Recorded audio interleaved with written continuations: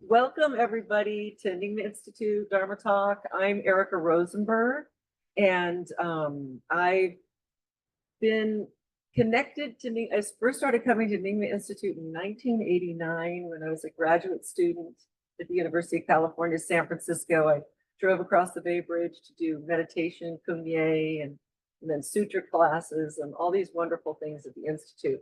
And then about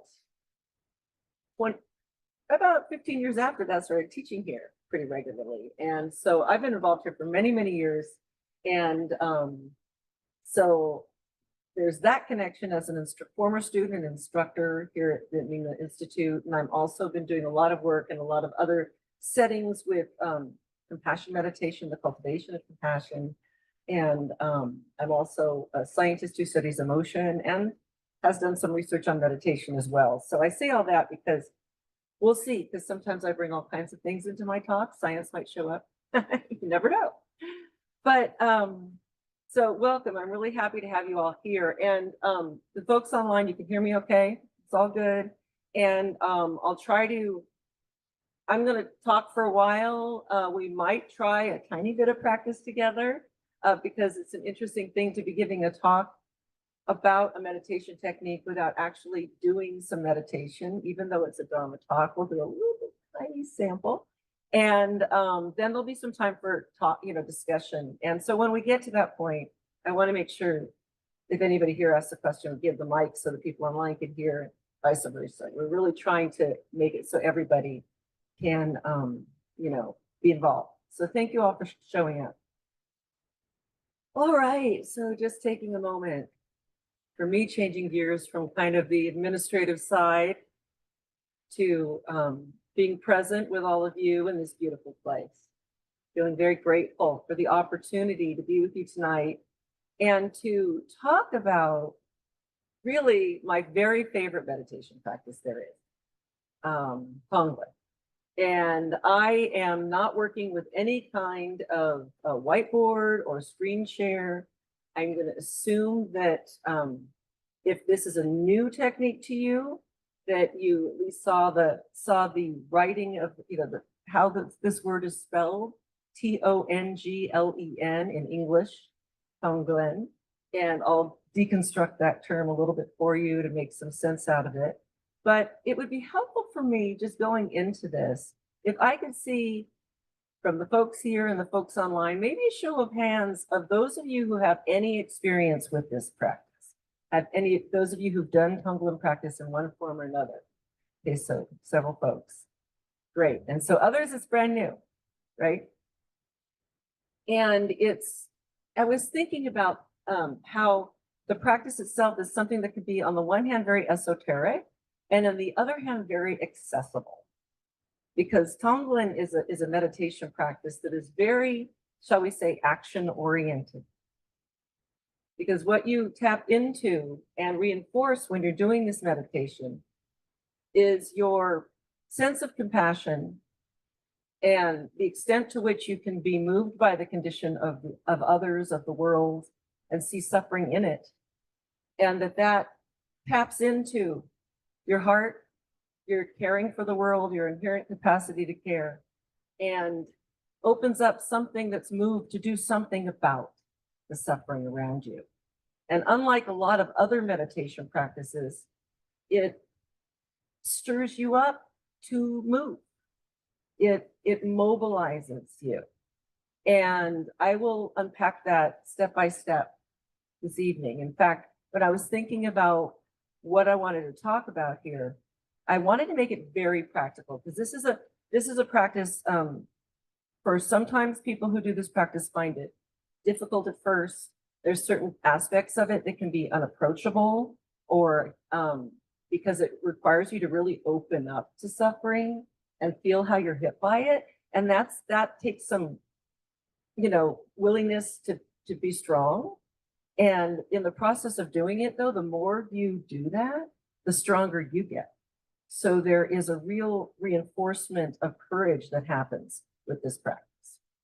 So I thought what would make sense for tonight, since I really wanted to be very practical, just kind of hit me yesterday when I was thinking about what I would say, is I want to break it down into the what, the why, the who, the where, when, and how of Tonglen. Okay? What, where, I didn't forget any of those, right? What, why, who, where, when, and how. I thought I had it down and I forgot when, so then I put when in. So this is, again, to make it very accessible. And so starting with the what is this? I've been talking about it, but not really explaining it. So let's start with the what of Tonglen. Let's take the word itself, the Tibetan word Tonglen. There's a couple ways it's been defined. It's two parts that really means, giving and taking, or sending and receiving, And that phrasing really underscores the transactional nature of this process, this meditation. So even though we're doing it in our heads, and we work with imagery and breath to conjure up a situation, we are working with, in our minds, someone who is suffering, ourselves or others, or many others who are suffering. And with Tonglen, we bring ourselves, into feeling the suffering and feeling how we're hit by it, and realizing what we have, the goodness of our heart, to offer to that situation, that person, or that situation. You actually can't bring this to just a difficult situation, and to take some of your goodness inside and your willingness and your caring about what's going on, to try to lighten up the suffering, like you feeling hit by the suffering and offering out something that may be of benefit. May you be free. So you can think of what you're doing. It's like the giving and taking and sending and receiving. The sending is the wish for ease. May you be free. May you have less burden.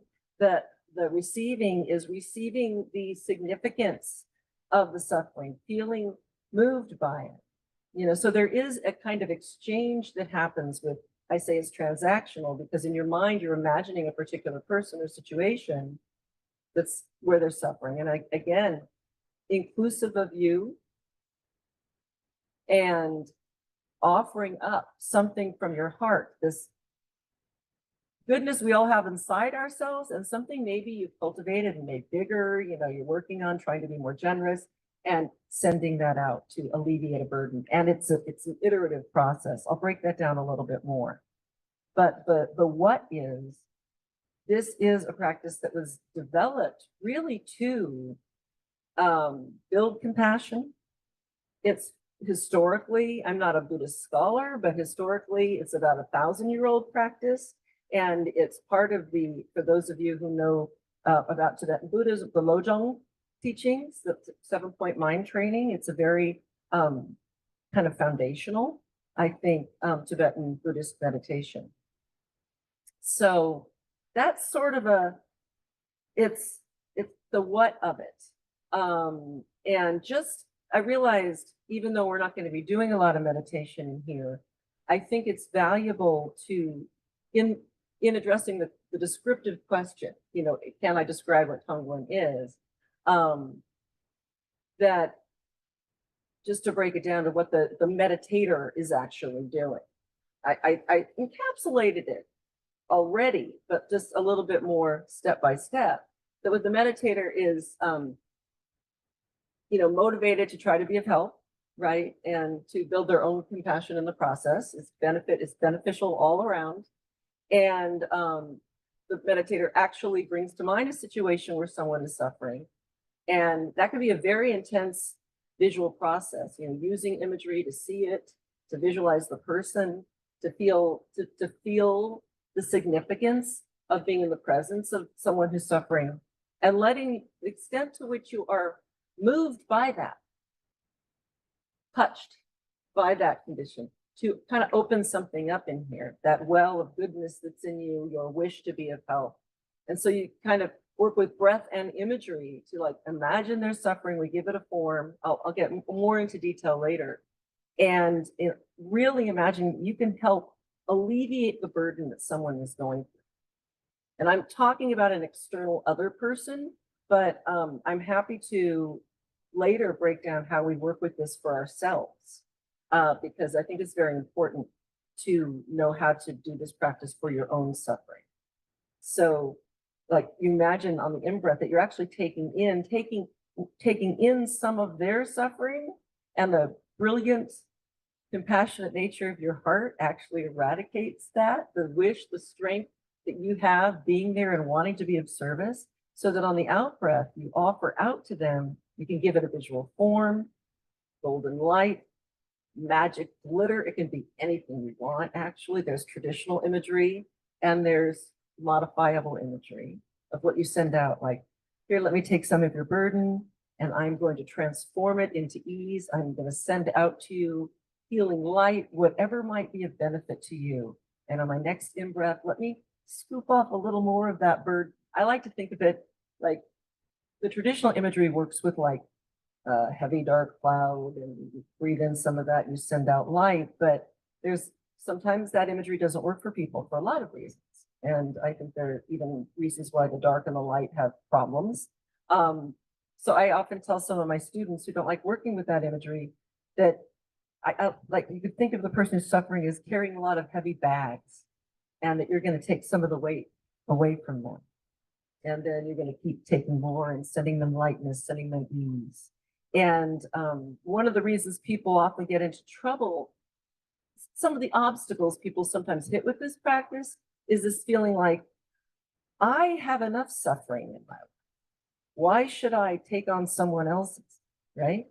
And that's a mistaken understanding of what happens here. It is not that you're taking in someone else's suffering and you're like placing it right here.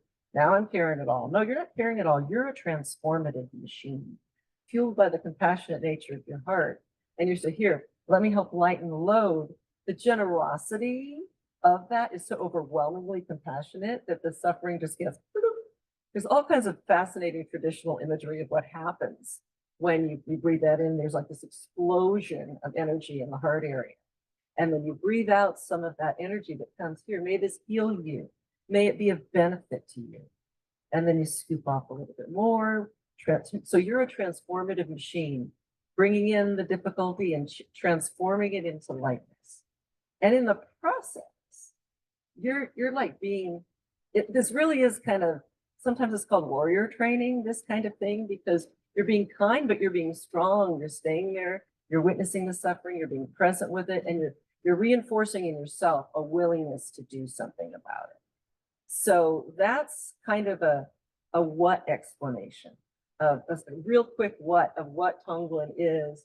But I think it's really important to get into the why. Why do we do this? Why might we want to do this? And I mean, there can be very personal reasons for why people want to do this kind of meditation.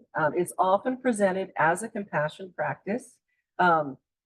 Technically, it works with both compassion meditation and loving kindness meditation, because what you're doing is witnessing the suffering and wishing that someone be free of the difficulty that they're experiencing, or wishing that yourself be free of the difficulty. You're all beings and creatures and organisms, but you're also sending out goodness.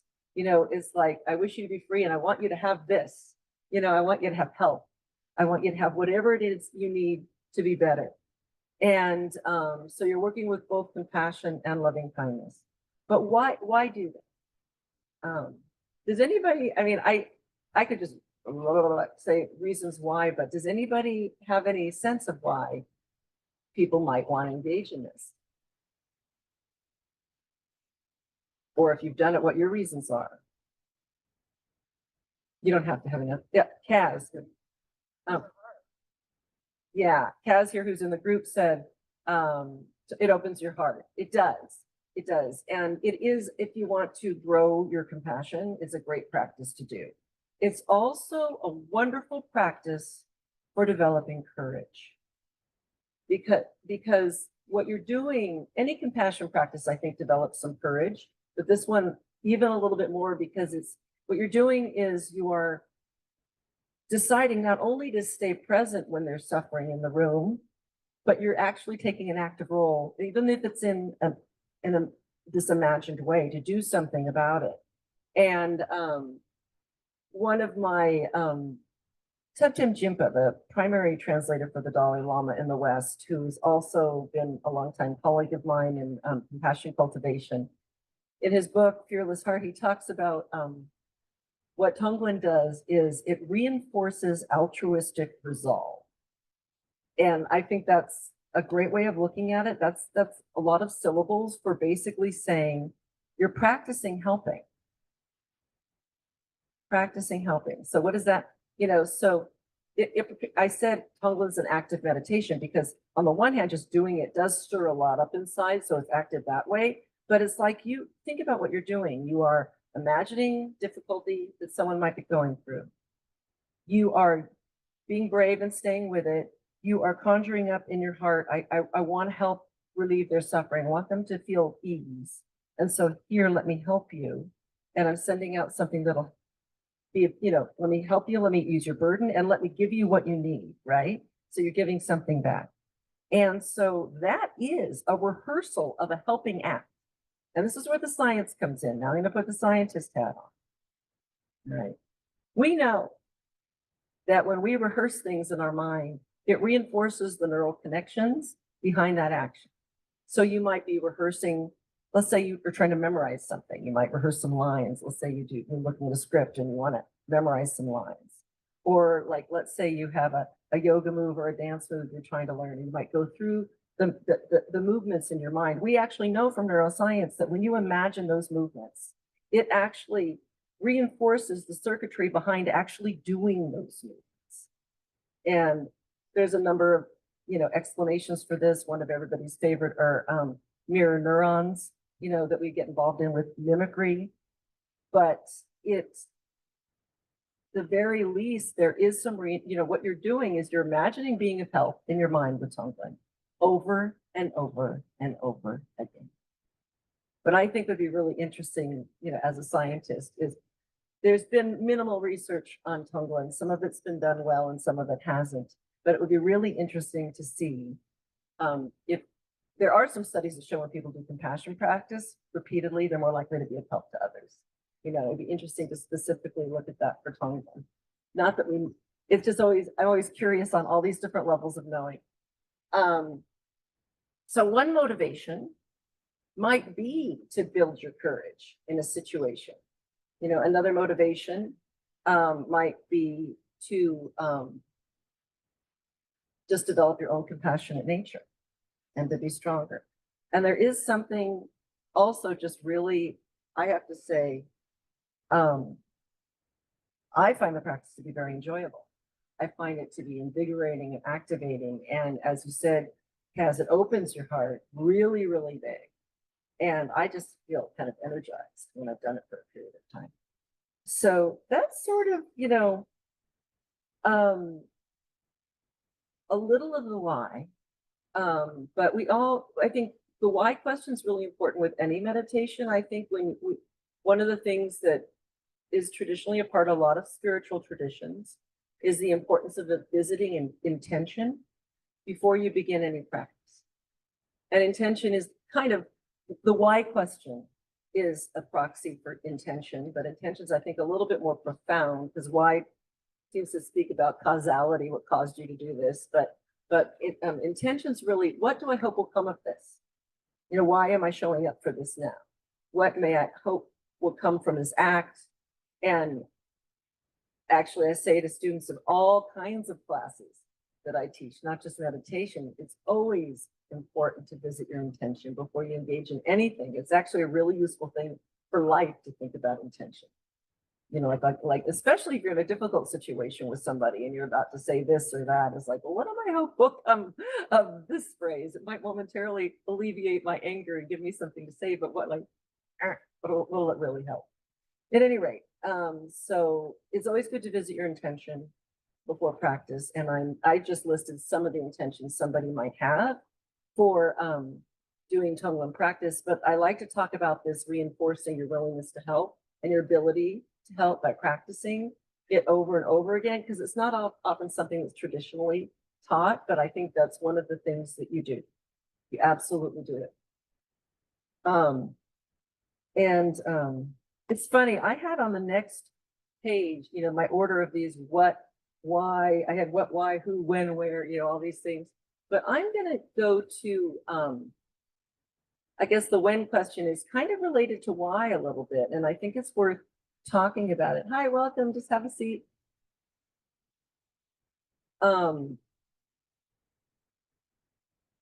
When might you practice this? When might you practice Tonglen?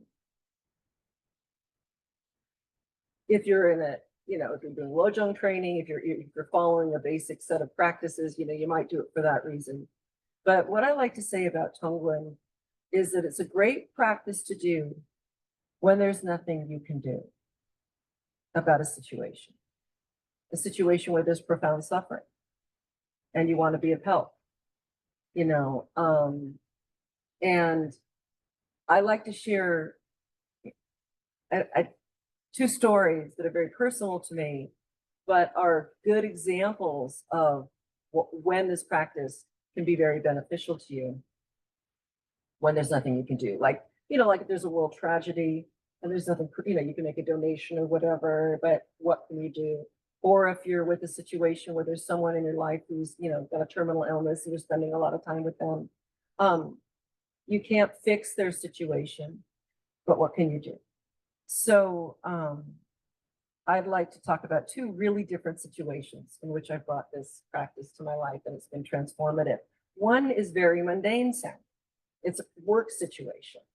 I was a young professor at a conference, and at the time of this conference, I was in a symposium where there's a gentleman as part of a panel up in front in this big lecture hall, basically tearing apart the research of my mentor.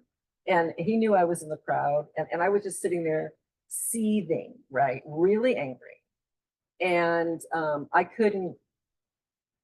wanted to rebut everything he was saying, but it was not appropriate for me to say anything yet because he was giving his presentation and then there'd be discussion time. So I could either for the next half hour sit there like on fire, thinking of all the witty things I could say, or I remembered my teacher. At this point, I'd already been practicing for about 10 years. And so I had some meditation under my belt. And I remembered that when you're really angry, it's good to practice compassion or loving kindness for the source of anger, because that'll settle you down. So I could just hear my teacher, actually, Sylvia Gretchen, the former dean of Nyingma Institute, has been my teacher for many years. And I heard her in my ear say, "Oh, do Tonglen for him."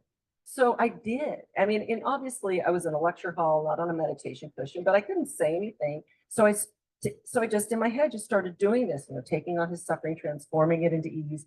I did this for about a half an hour. And then that was done, and it was time for discussion. And what happened in that, and I could still, I'll talk a little bit before we go today about how to kind of do it on the go in daily life. But it was so transformative for me. Okay. Did I think that I was actually changing him in that moment? I mean, I don't know. I didn't really think that I was, but it totally transformed me from someone who was angry and defensive to feeling open and expansive and kind. Right. But what's great about it is, so I'm doing this compassion practice for someone who might be seen as my, nemesis academically, which is just what you should do according to, for those of you who know about the Brahma Viharas, the four immeasurables, how there are, these boundless qualities of mind and heart that counteract certain, destructive states. And that the recipe is when there's anger, you send loving kindness, when there's cruelty, compassion. So I was like throwing all this water on my anger. And so it was good for me. But did that mean then when he was done talking, that I then just caved and sat and, no, actually what it did was my mind was clear. I stayed, I heard everything he said, but instead of being a tight little wound up ball of anger, I was more expansive and I could make some points. I actually criticized some of the things he said, asked some questions, but instead of being defensive, which would have been really clear in my voice and all this stuff, I was thoughtful and strong, and we had a good intellectual discussion. Does that mean still that I agree with him? No, but I wasn't defensive, and that was hugely beneficial at the time. And so we had a good conversation. actually. And that's an example of how that kind of practice or any compassion practice really, you know, will not make you weak. You know, that's a misunderstanding that people have about practicing compassion, that it's soft and weak. No, it makes you strong. Because when the suffering and nastiness, what did I do? Did I run? Do you run? No, you have to stay present with it in order to do the practice. You have to, you know, and I have to connect with something in him that I might not know that's causing this suffering, right?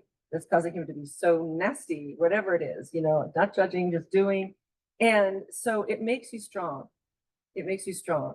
And in fact, Joan Halifax, the Zen teacher, she talks about how compassion practice generally, I love this metaphor, it gives you a strong back, soft front. You know, so you're meaning, I've seen the suffering, I notice suffering, I'm not running, I'm staying, you know, but I'm opening, you know, I'm not tightening my shell and opening. And I realize that that's another person too. And just like me, they're trying to get through life and I don't know what his story is. All right. So I prefaced this example with Tonglen being a good thing to do when there's nothing you could do. So that was like a professional work situation. There was nothing I could do at the time that was appropriate. I had to wait till he was done talking. On the other end of the spectrum, another situation which there's nothing you can do, or for me, was when my dad was dying of cancer. And I spent hours at his bedside.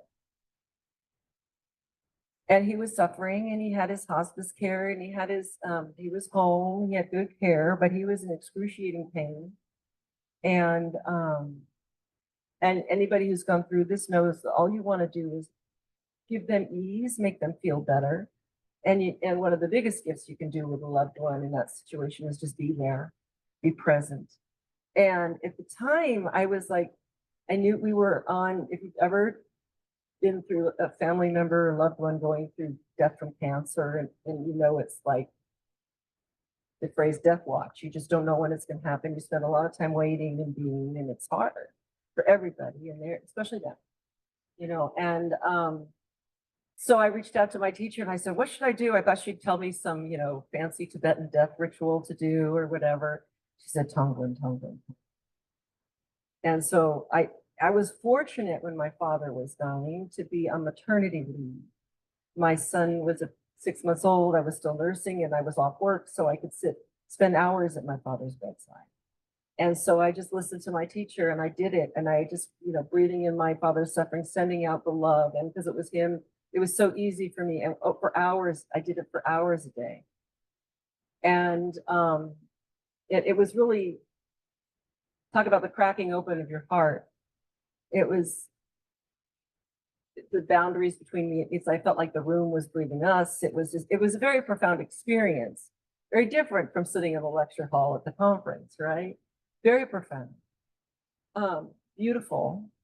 And do I know if my dad, you know, he was in and out of consciousness, did experience the effects of me trying to help alleviate his suffering and send out ease? And was there a magical transfer? I don't know. You know, I do know that what he experienced was me being in his bedside. I was just planted there with this open heart and my little baby and all these things. And it totally transformed me at the time. And it made it so much easier to be present there and to feel like I was doing something good. And it also made his death, which was like 6 or 7 days later, easier, if you can put it that way, for my experience of it, because it was all part of this really expansive practice.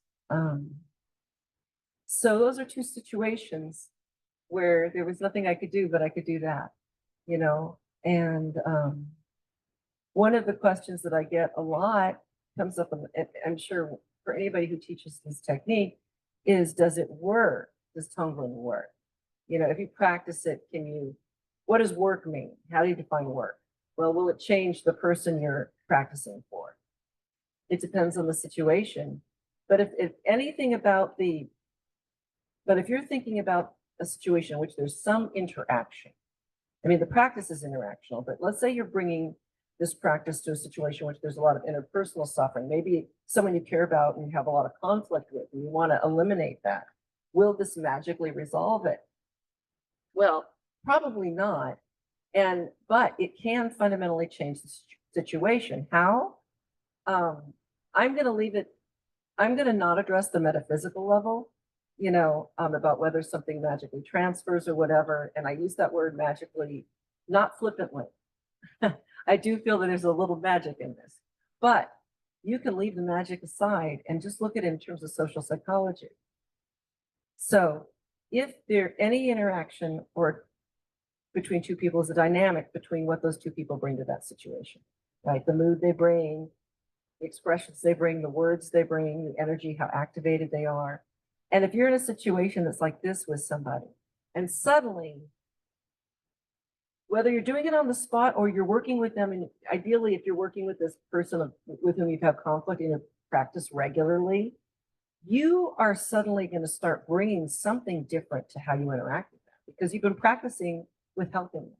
You've been practicing with opening to whatever is difficult for them, even if you don't know what it is. You don't have to know what it is, right? And that you want to make it easier and lighter. So suddenly, instead of two people in the dynamic like this, you're now coming at it a little differently. So eventually they might still start doing this, out of habit, they may continue doing this, but they're suddenly not going against this anymore. They're going against something softer. And I like to think of it more like a keto, right? Less like combat, more like this dance. And I think that's true of any compassion. If you're working with compassion for someone with whom you've had difficulty, that one way in which that work can change the interaction is not by magic miracle thing happening, but that suddenly you're bringing a really different energy to it. And you're coming at it with an open heart instead of a closed protective shell. So this is like a comment on when might you do this. You might just do it as part of your practice. You might do it on the cushion, or you might do it in the moment, or both. But if there is some kind of situation, whether it's a personal relationship, a work situation, a world situation, a frustrating situation in which there's suffering, that you want to change, you want to change your way of how you orient toward it, work with it in a practice like this, where you bring it to mind, and you think about, what I like about this practice is you don't have to know exactly what's wrong. You don't have to know the exact source of the suffering. Sometimes you might, but other times you might not. And you just know they're suffering here. And it could be an individual, but I think I mentioned it could be a situation too, like a situation you have with someone else. And you could just bring up, oh, here's this nasty ball of energy. That's the suffering that we have around this. And I want to find release. We all want to find release. And that's something that you really can connect with a practice like this, is even if you're dealing with someone with whom you have like great opposition, very different views, that maybe you can't, I don't understand them at all. I don't know where they're coming from, whatever. You can tap into something that's shared, that you're both trying to get through life. There's a common humanity in that we're both here just trying to get through each day. We might have really different stories, different personalities, different priorities, but we can, just like me, they're trying to get through life every day and not have too much difficulty, have some joy and not too much pain. So you can connect to that, and I want to be free of pain, and so do you. May you be free. Here, let me offer up some of my goodness, and maybe it can help, and let me alleviate some of that burden. And maybe a benefit to you, maybe a benefit to all of us. May it ultimately be a benefit to all beings on this planet, on all planets. And you can, really extend that infinitely. So, I'm going to get a sip of water for a minute.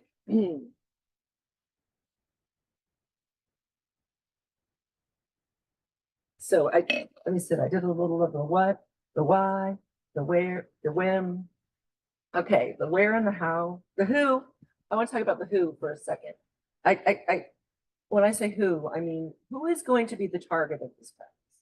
Because when we work with a lot of meditation, like whether it's a compassion practice, a loving kindness practice, we often choose a target. A target is a being, a person. Usually it's a person, whether it's someone else or yourself that you're trying to help to to work with. You're trying to, wish for them good things, that they not suffer, etc. So when we do this practice, we pick some for that target. And that's where care is needed.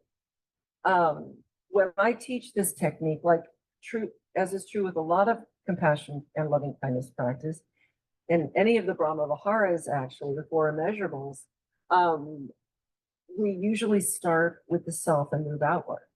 Practice with the self.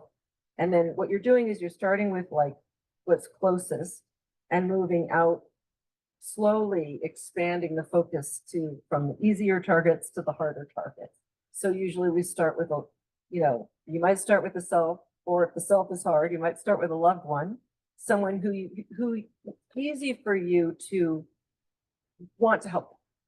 Why make it hard? Don't put the adversary in the hot seat right away. Put someone in your heart where you're naturally moved, because it's really important. I come from an orientation where, and I think this is true for the Nyingma lineage generally, this embodiment, the feeling of it, the emotions behind it, that you really feel hit by the suffering of another. It's supposed to move you. If you care, you should feel moved by it. So you got to be willing to let that hit you. So it's advisable, if you're just starting out, work with a loved one early on. Someone for whom the caring about them is easy. It's not a challenge. And I say to my students, it could be your dog. It doesn't have to be a human. And notice what it feels like. And I'm going from who into explaining the practice, but it seems like a natural time to do it. So I'm going to explain it a little bit.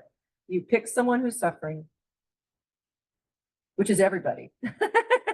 That's what's good. You don't even have to know everybody's suffering in some way, but maybe someone who you care about a lot, and and the suffering can be anything from something really profound, or it could be they're going through something emotional, some physical ailment. It could be a financial crisis. It could be anything, right?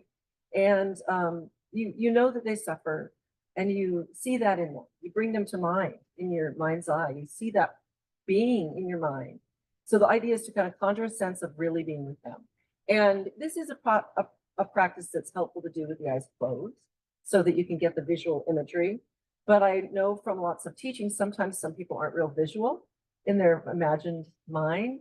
So you can also just bring to mind the feeling of being with that person. The idea is to kind of make them real in this interior space. So bring them to mind, see them, and then acknowledge their pain or suffering. Maybe you can see real clearly what that is, what that is, and let it hit you that they're, and notice how you feel that they're suffering. That's why you have to titrate this. If you're new to the practice, you don't want to invite in something that could be too overwhelming at first, because you might just withdraw and back up, right? That's a challenge that can happen. That's why sometimes people are afraid of this practice. Go gentle, think it, a loved one, difficulty, okay, I can see that. And then you also tap in. I like to start off with tapping into the warmth and the kindness of your heart that cares, and feeling the goodness there. And no, you're not perfect, but you care enough to bother with this in the first place, that you're taking time to do this kind of work. So you care, and the more you do this, the more you'll care. There's goodness here. You're not perfect, but there's a lot of goodness. And think of that as something that just can grow. It's also, according to the traditional teachings, that goodness in the heart, that's not a limited quantity. It doesn't wear out. You really tap into that. It's there. So you're all primed, their difficulty, you got your goodness, and then you want to just sort of be of help to them. So we give their suffering some kind of form that we can deal with in our mind. So I said that sometimes the traditional imagery is to think of it as like a dark rain cloud or something like that. Sometimes people traditionally use smoke. I find that's hard to work with people, because people might not want to inhale that, on the in-breath. The idea is you breathe in some of their difficulty to help them out. And then you breathe out ease. So you can work with a rain cloud, you can work with smoke, you can work with any imagery that you want that represents their suffering. I like this metaphor of them, like think of them carrying a lot of weight, like they're holding a lot of bags, and here, may I help you? I'm going to take one of those. And the act of being there with their suffering and offering to help them out is incredibly compassionate. And that grows your heart right there. And you have it's kind of bursting with goodness. So that when you bring that out, as I said before, when I kind of talked through it, that what you bring in, their suffering, just gets eradicated by the compassionate nature of your heart. And a lot of energy is created. You can imagine like explosion of light. I had one student who liked to think of rainbow glitter, whatever. And then you breathe out this goodness, whether it's the light, whether it's the glitter, any energy you want, may it be just ease, and send it back to them. And then on the next in-breath, you bring in a little bit more of that burden, because you're trying to eventually really lighten their load. And again, you don't keep it, you transform it into ease. Breathe in the difficulty, breathe out ease, and you are this transformative machine, lightening and lightening and lightening that for them and for you, technically, because it has this light, it benefits all who are there. What I like is that you can infuse that with all kinds. You can also think of on the in-breath, may you be that while you're breathing that in, may you be free of suffering. That's your, on the in-breath, you're exercising that wish that they be free of suffering. May you have ease on the out-breath. May you be free of suffering. May you have ease. So there's this iterative process of lightening their load, building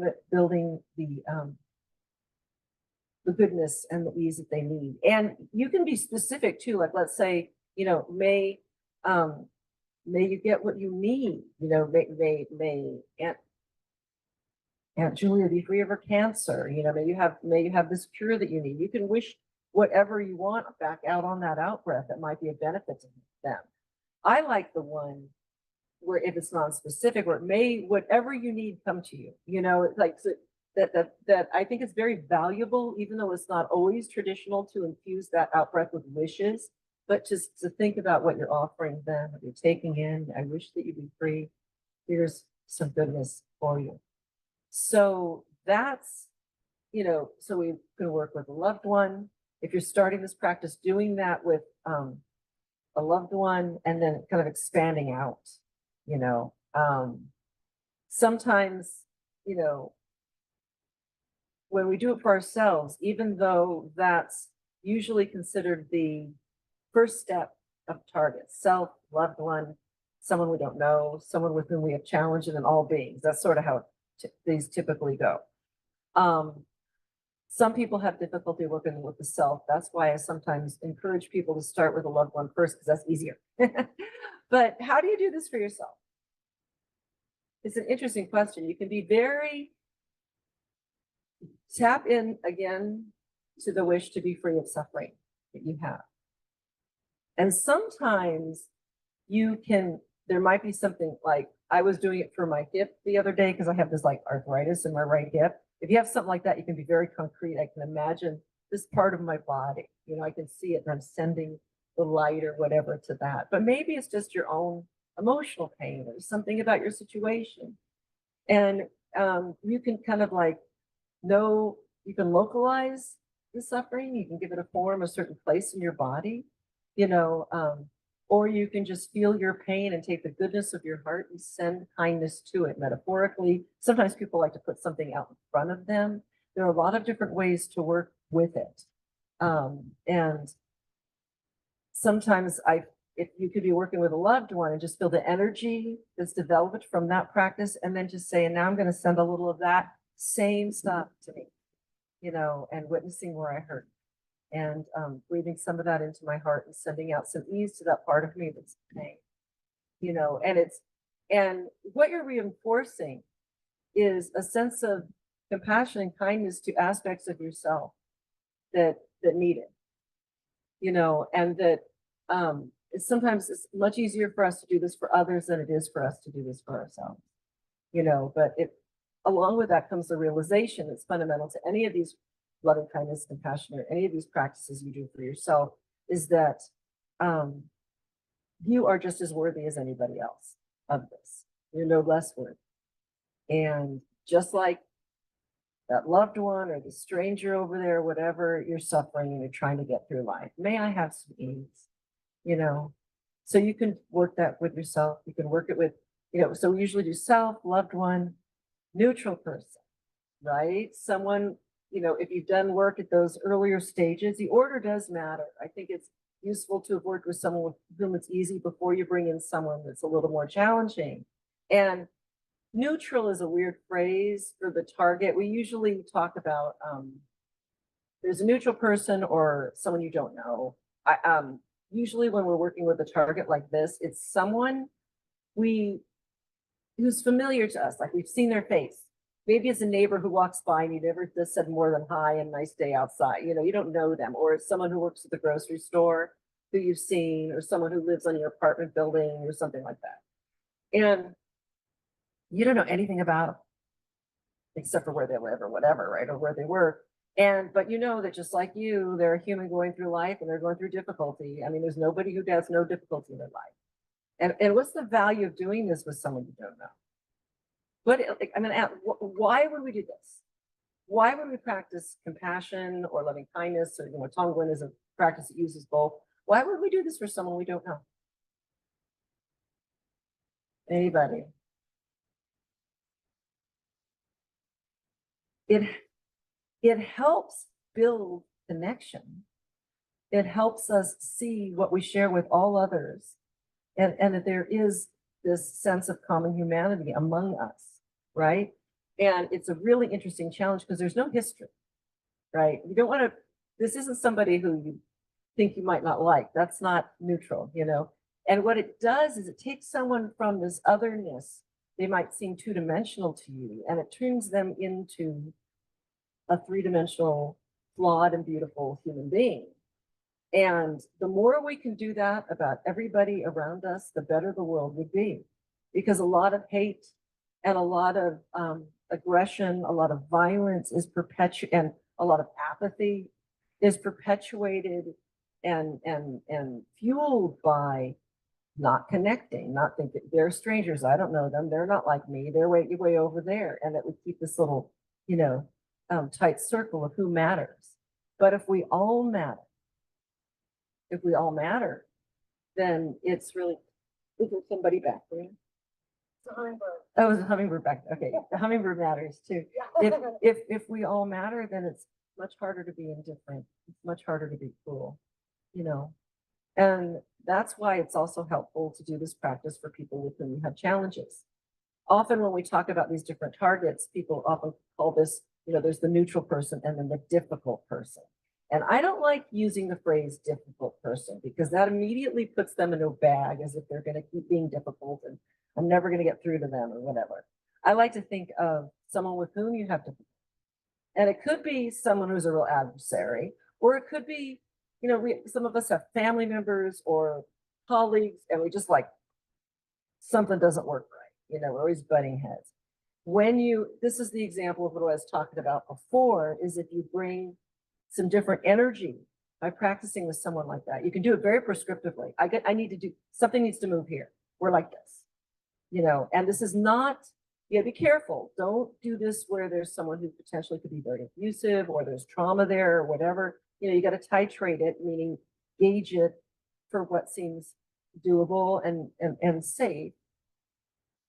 But you could make movement here. We could make progress. We could get through a difficult situation. Not that you want to necessarily, this might not be someone you want to be super tight buddies with, but you work together and have to solve a problem.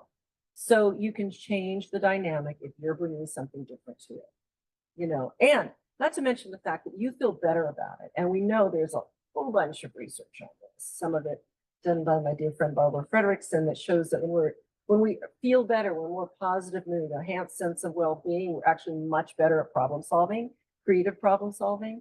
There's just, our minds go from tight to more open. So there are benefits of diffusing, the anger there. So we're going, so that was like a difficult person or a difficult situation. And then all beings, ultimately all beings. And I describe this in a linear way, but whenever you're doing this, there's always this element of it being for all. Okay, I wanted to do a little bit I wanted to guide you through just very simple version that you can take with you. And because usually this takes more instruction, although I know I've given a lot of instruction in this little talk.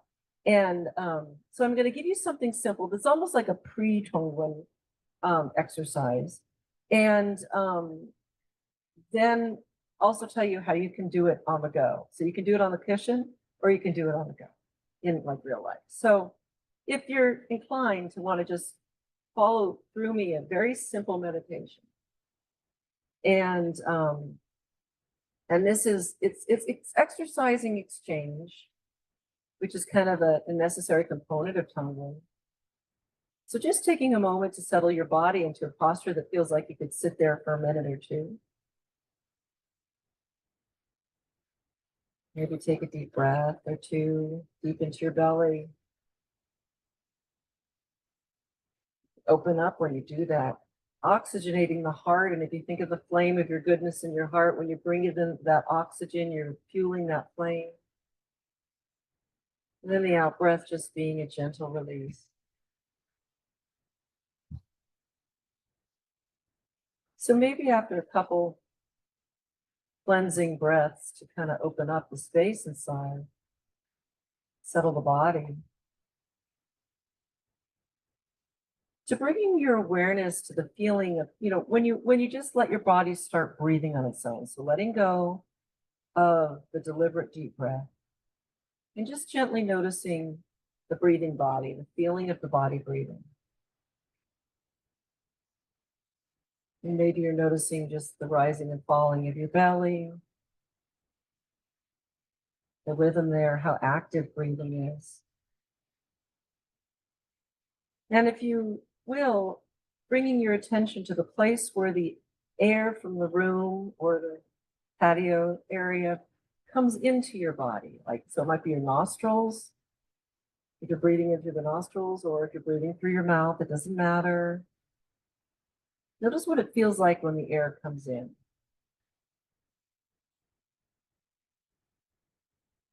And then noticing what it feels like when the air goes out. There's air coming in and breath going out. So it's not the same. It's not exactly the same, right? You're bringing air from the space around you. You're bringing in what's around you. And probably, I know it's true for us out on the patio, but I'm guessing for most of you, that the air of the room that you're in is cooler than the breath that leaves your body. So there's some cooler air coming in and warm breath coming out.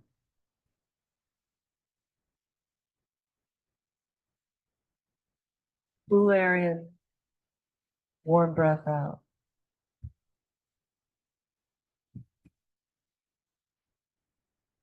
And right there is a really powerful exchange. You're bringing in the air, there's oxygen, some nitrogen, whatever, breathing out the warm breath.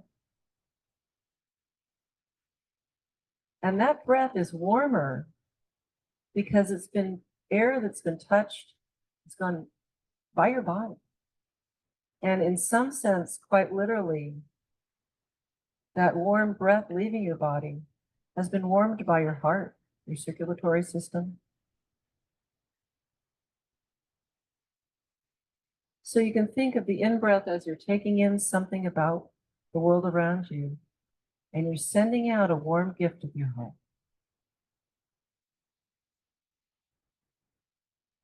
And we don't even need to be specific about target, taking in what is, and whatever is filled with all kinds of stuff, right? Taking in what is and sending out a warm gift of your heart.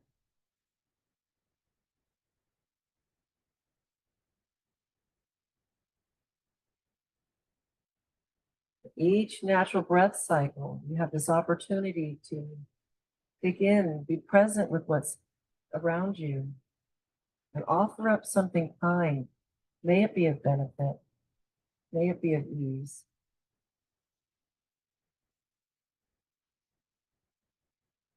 Cool air in, warm breath out.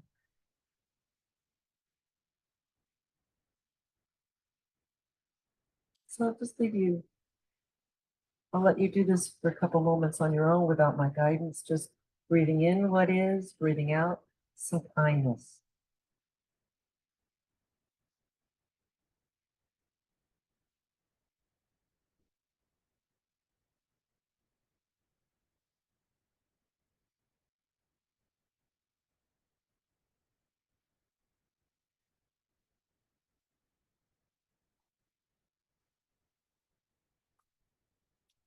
And breathe in what is, may all beings be free of suffering.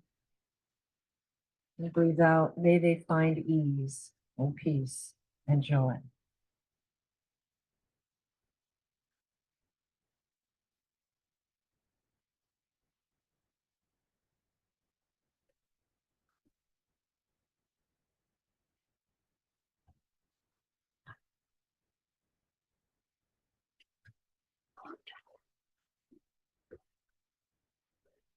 And then you can let go of the imagery or whatever you're working with for a minute and just return to feeling whatever you're feeling inside, sitting in the breathing body.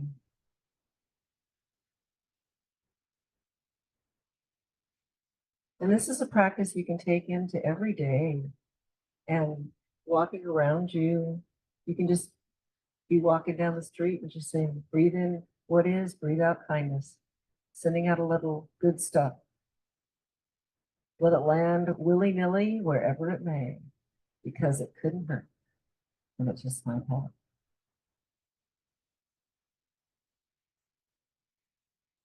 And the meditation bell is all the way over there, and I can't reach it.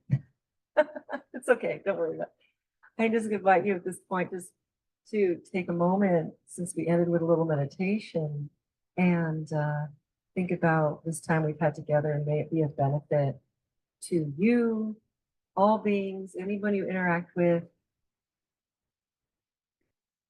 May all beings be free.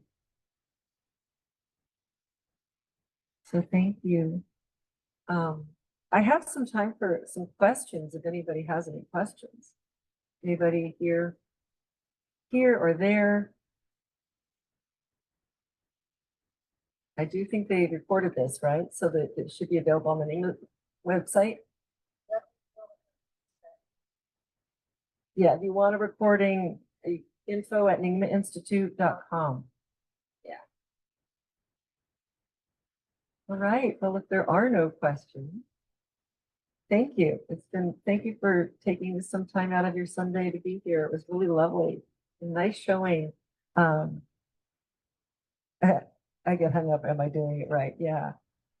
All you have to do is be present with kindness and be a wish to be of service. There's a lot of good resources for Tonglen instruction, and I gave you a lot of the basics here. I hope what I did is, if you've had challenges with this in the past, that I might have demystified it a little bit, made it a little bit more accessible to you. And for those of you who are new to it, maybe giving you some reason to learn more and to maybe bring this into your practice. So thank you. Thank you, everybody. Take in what is, send out kindness. Yeah, that's the essence, really. I'm looking at some of the comments. Someone said they like the simplicity of that. Yeah, that's the essence. That's the essence. All right, take care. Thanks. Have a good evening.